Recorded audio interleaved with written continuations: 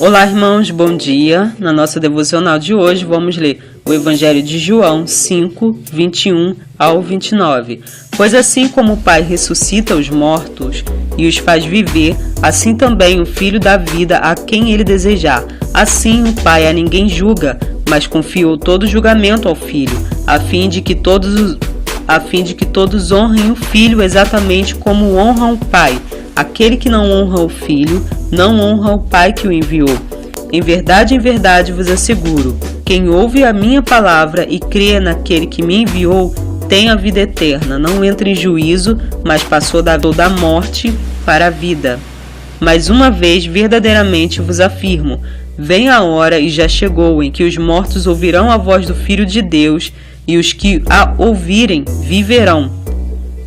Pois assim como o Pai tem a vida em si mesmo, igualmente ortogou ao Filho ter vida em si mesmo, e também lhe deu autoridade para executar julgamento, porque é o Filho do homem. Não vos admireis quanto a isto, pois está chegando a hora em que todos os que repousam nos túmulos ouvirão a sua voz, e sairão os que tiverem feito o bem para a ressurreição da vida, e aqueles que tiverem praticado o mal para a ressurreição da condenação.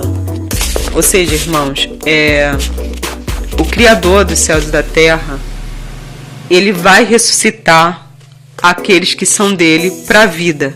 Ou seja, vão reinar com Cristo em vida. Como está escrito, como ele acabou de falar aqui, em outras profecias também.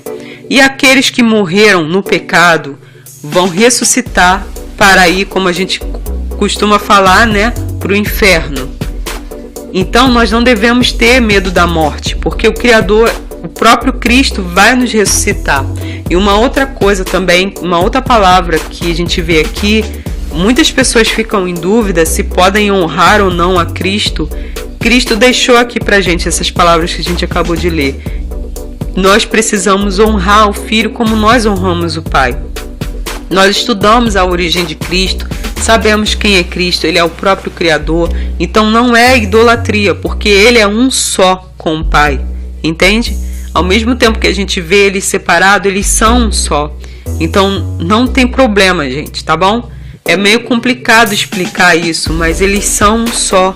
Você pode ver que as afirmações que Cristo fazia com que os judeus perseguissem porque eles falavam, ele está se colocando como Deus, como ele vai falar que eu sou, Quem falava isso era o Criador lá para Moisés, lá no início.